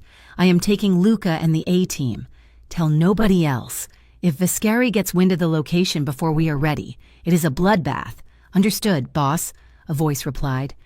It sounded like Silas, one of his lieutenants, and Silas, Dante added, "Make sure the safe house rotation is switched. I don't want anyone knowing where the girl is." "Done," Silas replied. The line went dead. Lena stared at the phone. Dante was planting the information. He was feeding a specific location and time to a specific circle of people. He was fishing for the mole. If Viscari showed up at the textile factory, Dante would know who had talked. But as the afternoon wore on, a knot of dread began to tighten in Lena's stomach. She replayed the conversation. The old textile factory. It was a trap. But traps could snap back on the hunter. Night fell. The safe house was quiet. The guards in the kitchen were eating takeout. At 10 o'clock, the power cut out. It wasn't a flicker like the storm at the penthouse. It was instant. Total darkness. "Stay down," one of the guards shouted from the kitchen. Lena scrambled off the couch, her heart slamming against her ribs. She backed away from the window, looking for a weapon, anything. She grabbed a heavy brass lamp from the side table. Crunch. The front door didn't open. It exploded inward. The wood splintered with a deafening crack as a battering ram hit it. 2 canisters were thrown inside, hissing as they rolled across the carpet. Smoke, tear gas. Lena coughed, her eyes stinging instantly. She stumbled back, trying to cover her face with her shirt. Gunfire erupted. Short, controlled bursts. She heard the guards in the kitchen shouting, then the wet thud of bodies hitting the floor. "Clear left, clear right." Voices. Men? Professional killers. Lena turned to run toward the bedroom to lock herself in, but a figure loomed out of the smoke. He was dressed in tactical gear, face covered by a gas mask. He didn't shoot her. He tackled her. Lena screamed as she hit the floor, the lamp flying from her hand, a heavy boot pressed down on her back, pinning her to the carpet. "Secure the target," a voice said. Lena struggled, coughing, tears streaming from her burning eyes. She was hauled roughly to her feet. Her hands were wrenched behind her back, zip-tied with painful tightness. "Check the perimeter," the leader commanded. He pulled off his mask. Lena looked up, gasping for air. It was Silas, the lieutenant she had heard on the phone, the man Dante trusted, the man who had promised to switch the safe house rotation. "You," Lena choked out, "Ugh. You are the traitor." Silas looked at her with cold, dead eyes. He didn't look sorry. He looked annoyed. "Business is business, sweetheart. Dante is a sinking ship. I am just grabbing a life raft." He grabbed her arm and shoved her toward the shattered door. "Move. Viscari is waiting." The ride was a nightmare of darkness and silence. Lena was thrown into the back of a van. A hood pulled over her head. She didn't cry. She was too terrified to cry. She focused on breathing, on the memory of Dante's heartbeat under her hand, trying to keep herself from shattering. When the van stopped, she was dragged out. The smell of rust and seawater hit her, the docks. She was marched into a building that echoed with the sound of dripping water. The hood was ripped off.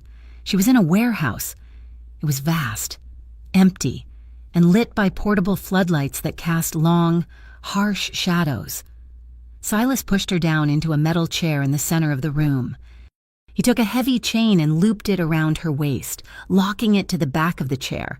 It wasn't tight enough to hurt, but it was heavy enough to tell her she wasn't going anywhere. "Comfortable?" a voice asked. Lena looked up. Emerging from the shadows was a man who looked entirely out of place in the grimy warehouse. He wore a pristine cream-colored suit, a silk scarf, and polished loafers. His hair was silver, his face tanned and lined with a strange, ageless cruelty. Marco Vescari. He walked toward her, his limp pronounced, leaning heavily on a cane topped with a silver skull. He stopped a few feet away, studying her like a piece of art he was considering buying. "So," Vescari said, his voice smooth and cultured, like poisoned honey. "This is the famous Lena." He reached out with the tip of his cane and lifted her chin. Lena jerked her head away, glaring at him.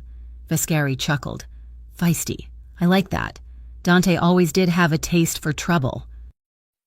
"He's going to kill you," Lena said. Her voice shook, but the words were clear. "Is he?" Vescari smiled, revealing teeth that looked too white. "Dante is currently waiting at a textile factory for a meeting that will never happen. He's surrounded by ghosts while I have the only thing that matters." He leaned down, his face close to hers. He smelled of expensive cologne and rot. "You see, my dear," Vescari whispered, "Dante Corvino thinks he is invincible. He thinks he can separate his heart from his business. But he made a mistake. He fell in love." He straightened up, tapping his cane on the concrete floor. "He will come for you," Vescari announced to the room of armed men standing in the shadows. "And when he does, he will be so blinded by fear for you that he will walk right into my slaughterhouse." Lena's heart pounded against her ribs, not just with fear for herself, but with a sickening, cold dread. Dante was walking into a trap, but not the one he had set. He was coming for her, and Vescari was counting on his love being the thing that finally killed him. The warehouse smelled of rust, old salt, and the damp rot of the harbor. It was a cavernous, hollow space where shadows stretched like long, dark fingers across the concrete floor. Lena sat in the center of it, shivering not from the cold, but from the adrenaline crashing through her system. The chain around her waist was heavy, biting into her skin through her thin shirt, anchoring her to the metal chair. She was bruised. Her wrists were raw where the zip ties had been cut off only to be replaced by iron. And there was a tender, throbbing ache on her cheek where she'd been shoved into the van. But she was alive. Her mind was racing, sharp and frantic, calculating angles, looking for exits that did not exist. Marco Vescari paced in front of her, the tap-tap-tap of his cane echoing in the silence. He looked immaculate in his cream suit, a stark contrast to the grime of their surroundings. "You know," Vescari said, stopping to inspect a smudge of dirt on his cuff, "I almost admire him. Dante. He built an empire out of nothing. He was cold, efficient, a machine." He looked at Lena, his eyes glittering with malice. "He was untouchable. Until he found you. It is almost poetic, isn't it? The great Dante Corvino, brought to his knees because he decided to play hero for a nurse." "He isn't on his knees yet," Lena said, her voice raspy but steady. She lifted her chin, refusing to give him the satisfaction of seeing her cry. Vescari laughed, a dry, brittle sound. "Oh, my dear, he's already dead. He just doesn't know it yet. He's tearing the city apart looking for you right now. He's reckless. He's emotional. And an emotional man makes mistakes. Tonight. He walks into my trap. And tomorrow, Graybridge belongs to me." He leaned in close, his cologne cloying and thick. "And you will just be the footnote in his obituary." Lena stared at him, her heart pounding against her ribs. She was terrified. She was terrified of the gun tucked into Vescari's waistband, of the armed men lurking in the shadows. But beneath the fear, there was a fierce, burning anger. She wasn't a footnote, and Dante wasn't dead. Across the city, in the fortified war room of the Corvino penthouse, the air was thick with violence. Dante stood at the head of the heavy oak conference table. His face was a mask of terrifying calm, but his eyes were wild, dilated with a panic he had never allowed himself to feel before. "Say that again," Dante said. His voice was barely a whisper. Luca, standing by the monitors, swallowed hard.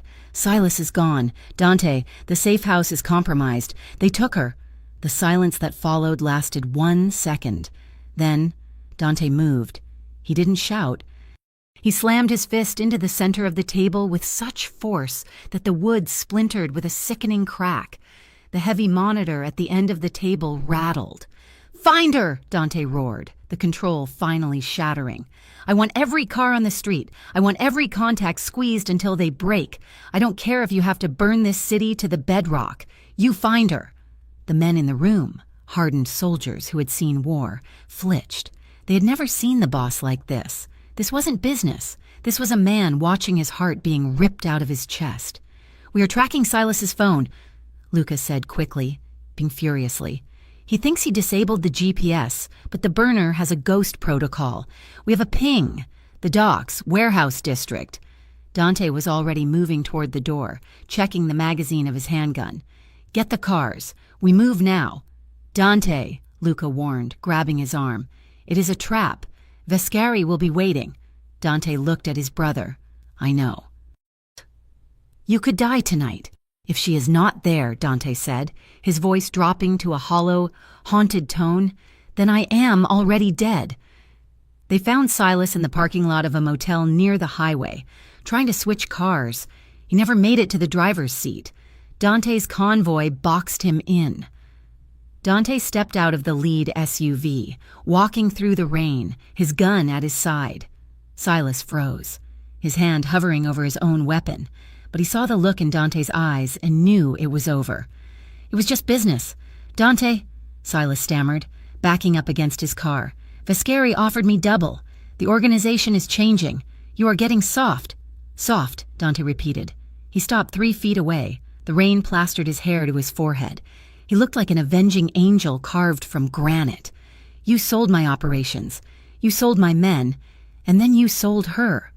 "She is just a girl," Silas shouted, desperate now. "She is a weakness." "She was the only thing in my life that was clean," Dante said. "And you put your dirty hands on her." There was no shouting match, no long speech. Dante raised his weapon. He didn't hesitate. The judgment was swift, precise, and final.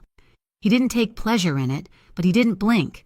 He simply removed the rot from his world so he could focus on saving what mattered. He turned back to the car before Silas hit the ground. "To the warehouse," he ordered. The drive to the docks was a blur of wet asphalt and streetlights. Dante sat in the back of the armored car, staring at his hands. His mind was not on the strategy. It was not on Vescari. It was filled with her. He saw Lena standing in the rain that first night, trembling but pressing her hands to his bleeding side. He heard her whisper, "Please don't hurt me." He felt the way she had melted against him in the safe house, choosing to trust him when she had every reason to run. She had seen the monster in him and hadn't looked away. She had cooked him eggs. She had corrected his grammar. She had loved him. Dante clenched his fists. This wasn't about power anymore. It wasn't about territory or respect.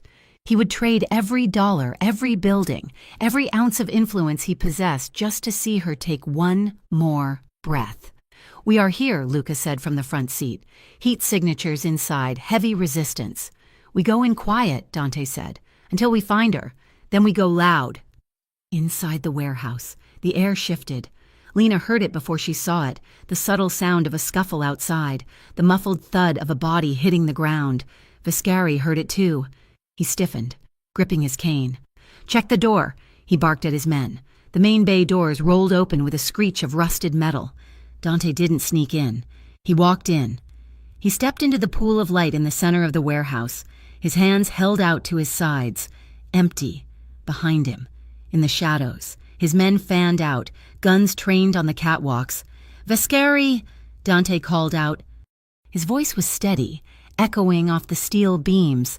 "Dante," Vescari smiled, though his eyes darted nervously to the shadows. "You are early. And unarmed.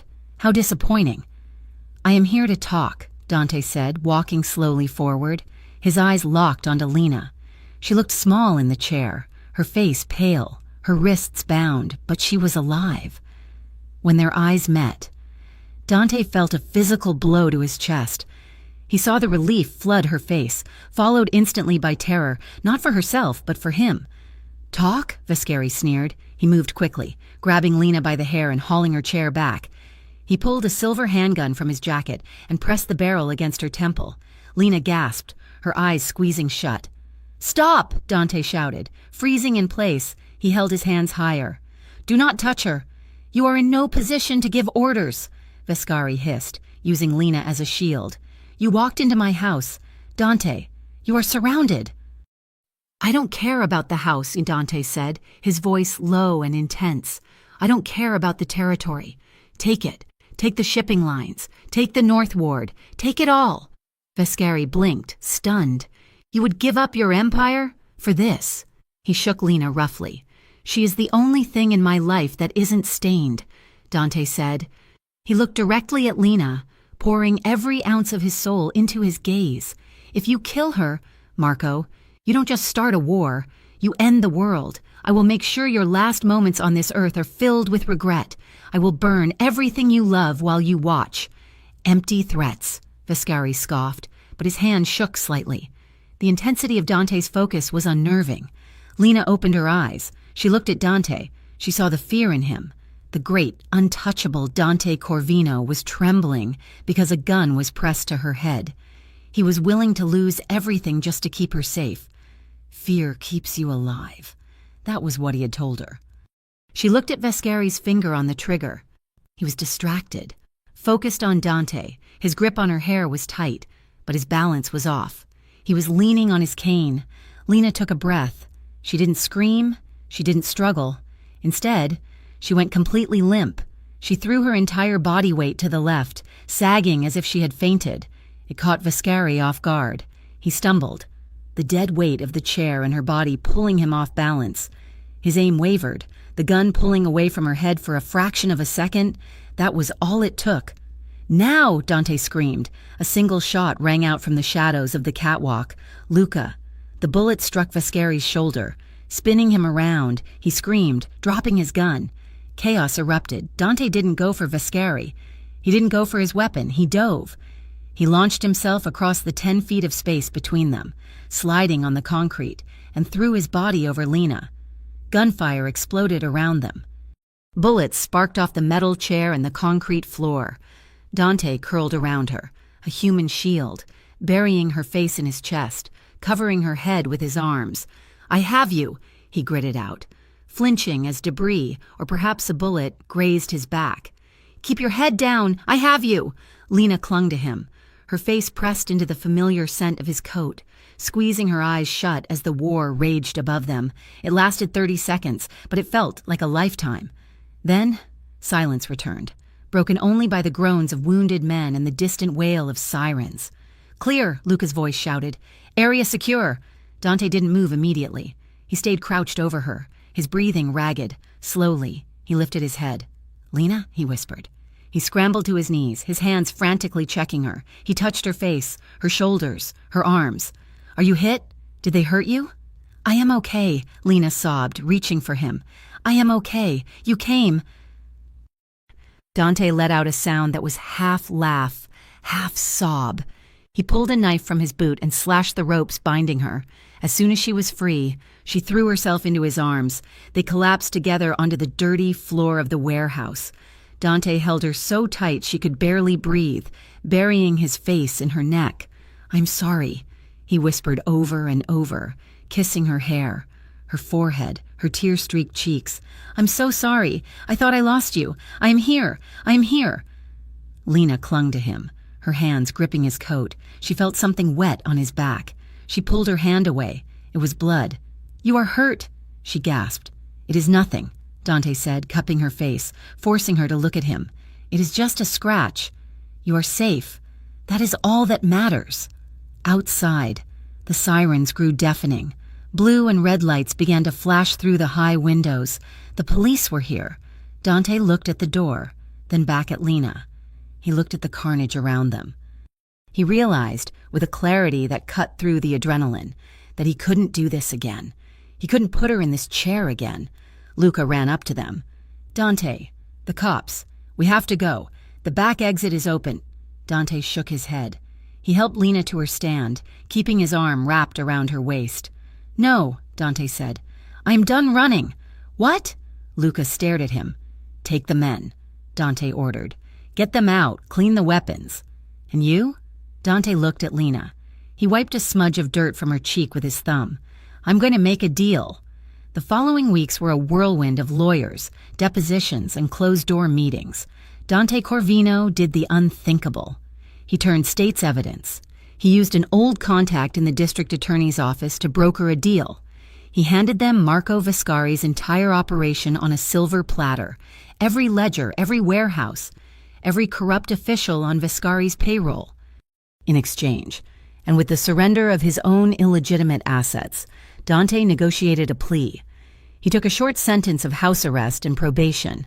Stripping himself of the title boss, he liquidated the Corvino Group, funneling the clean money into legitimate investments and dissolving the rest.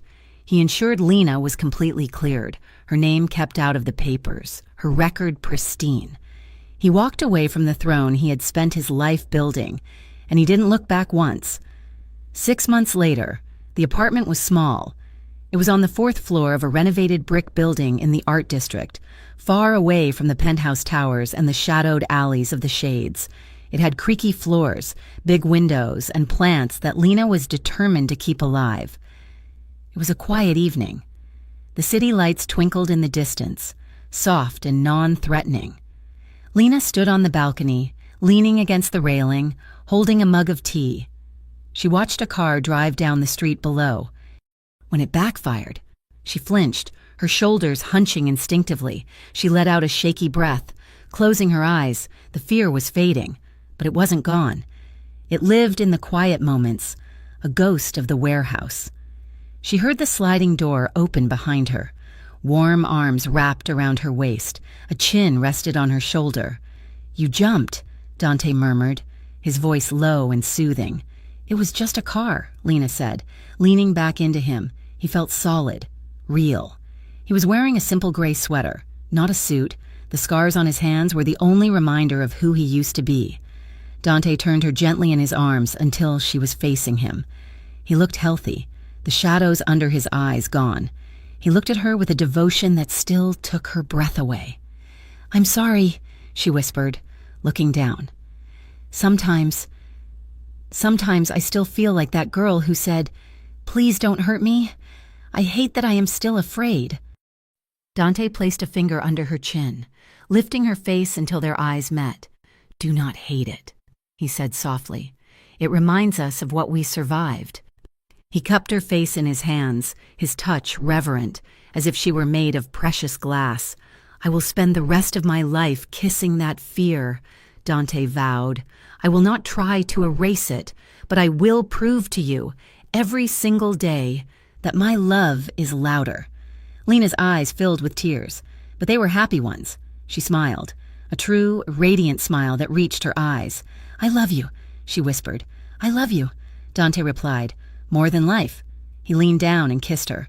It was slow and tender, tasting of tea and promise. There were no guns, no guards, no sirens, just 2 wounded people standing on a balcony, holding each other up, fully aware of the scars they carried and choosing, every day, to call it love. Lena pressed her forehead to his, their breaths mingling in the cool night air, her fingers intertwined with his over his healing heart. And for the first time in her life, the silence wasn't scary, it was peace. Thank you so much for listening to the story of Lena and Dante. I hope you enjoyed this journey of danger, redemption, and love. I would love to know where you are listening from. Please leave a comment below and tell me your country. If you enjoyed this story, please consider subscribing to the Mafia Romance Stories channel for more emotional and thrilling tales. Don't forget to share your thoughts on the ending in the comments section. Thank you.